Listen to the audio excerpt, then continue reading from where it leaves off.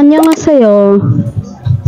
Sabi ko, magpapatanghali ako ng gising since wala naman kaming pasok for today. Pero mag 7 o'clock AM pa lang, nagising na ako at bumangon na rin ako kaya ayan, ako na ang nag-asikaso ng aming breakfast. And maaga na rin ako nakaligo kaya may time pa akong i-blower ang buhok ko. Pupunta din kasi kami sa work para kunin ang sahod namin. Sahod day kasi ngayon pero wala man na kaming gagawin ni ate kaya hindi na kami pumasok at pupunta lang kami para kunin ang sahod namin. Habang binublower ko ang hair ko, nagsa-sound trip naman ako ng Fallen.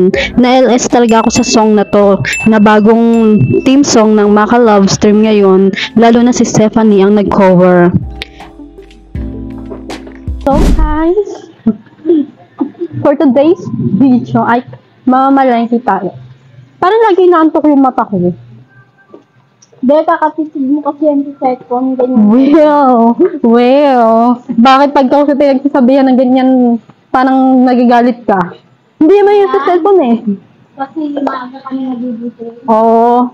Ganun din Magang naman ako, gigising, maaga din ako nagigising. gabi matutulog, gabi na. Pumasok. Parang ang tulog ko lang yata eh, lagi 4 na oras, minsan 3 oras. Kaya pag walang pasok, pag gusto namin lagi matulog. Oo. So, may time kayong matulog sa hapon. Kailan next time, yung assignment dog. Bakit? Ilang oras mo gagawin ang assignment mo? Sa, kasi wala ka na. Nung before lunch na malengke naman kami ni ate, of course kasama ang younger sister namin si Sasam. Lagi naman talaga siyang sumasama sa amin every time na pupunta kami ng palengke. Or kahit hindi nga sa palengke, basta pwede siyang sumasama talaga siya. Buntot namin yan eh, charing. Hahay, buhay, wala na nga murang bilihin ngayon. Lahat talaga mahal na, ikaw na talaga ang magmumura, charing.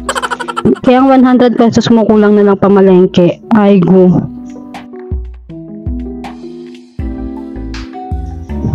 Butin lang 10 pesos lang itong palamig na to. Iba't ibang prutas nang matitikman mo. At talagang sulit ang 10 pesos kasi mga fruits ang halo ng palamig.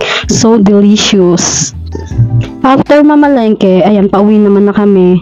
Kasi pupunta pa kami ni ate sa workplace namin. May lakad na naman ng mga person. Sasama siya sa amin. Aray ko. At talagang sumama din sa amin itong younger sister namin. Hindi talaga siya nagpaiwan. But that's okay naman since wala naman kaming gagawin at sasaglit na naman talaga kami doon to get our salary. Okay. Punta tayo sa Kai Mall. Pagod na ako. Then ayan, sumaglit din kami sa Kai Mall. It's the first time na pumunta ako dito ever since na nag-opening tong mall na to.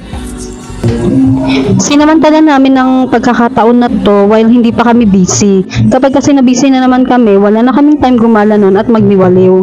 Ay charing lang pala talaga sa busy. Mas madalas lang talaga na wala kaming budget. Pagkaakyat nga namin sa second floor, nakita ko itong mga massage chair na to. Meron palang ganyan dito. Ganyan kasi ang tinatanong sa akin ng isa kong sister kung meron daw bang ganyan sa mga malalapit na mall dito sa amin. Diretso talaga kami sa Playzone. Playzone? Tama ba Playzone? O basta tama na yun. Paborito namin dito ay ang claw machine. Basta kapag nasa mall kami, ang palagi namin pinagdilibangan ay ang claw machine. Isang beses pa lang ako nakakuha ng stuffed toy sa claw machine. Yun naman yung time na namasyal kami sa SM. Yung teddy bear na nakuha ko doon ay tinatago ko lang sa cabinet ko. Iniingatan ko talaga kasi remembrance ko yun. At talagang nag-selfie pa kayong dalawa dyan ha. Patingin naman ng selfie yung mga inday. Nagpapalit na nga si ate ng token. Naghati kami niyan, charing. 20 pesos lang palang inambag ko dyan. Ayan, sumubok-subok na kami. Pero wala yata kaming swerte for today's vlog. Wala kasi kaming nakuha kahit isang teddy bear man lang. So sad.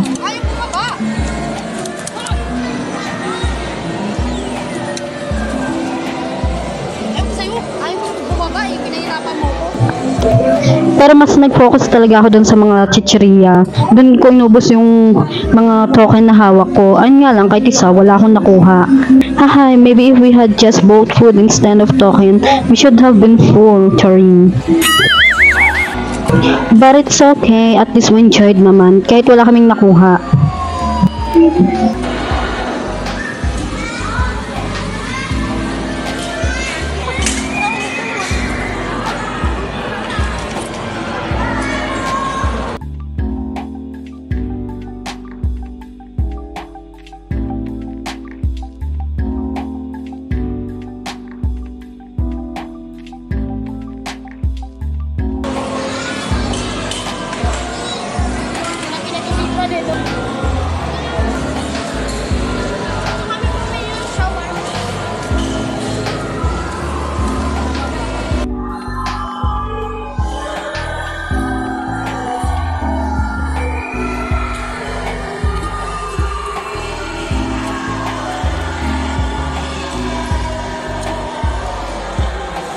Ayan, pauwi naman kami at itong si ate, dire-diretso lang siya. Hindi niya napansin ang escalator na dapat bababaan na namin. Yan, sige, cellphone pa mo ah. Saan ka dadaan natin? Ate! Akyat pala siya.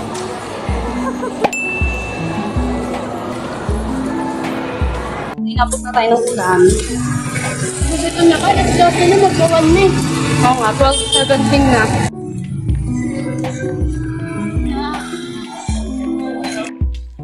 Hey guys, ayan nakauwi na tayo. Kami lang pala. Nakauwi na kami. And maulan pa rin. Makas pa rin ang ulan. Manginginain na muna kami dito ng balat na manok.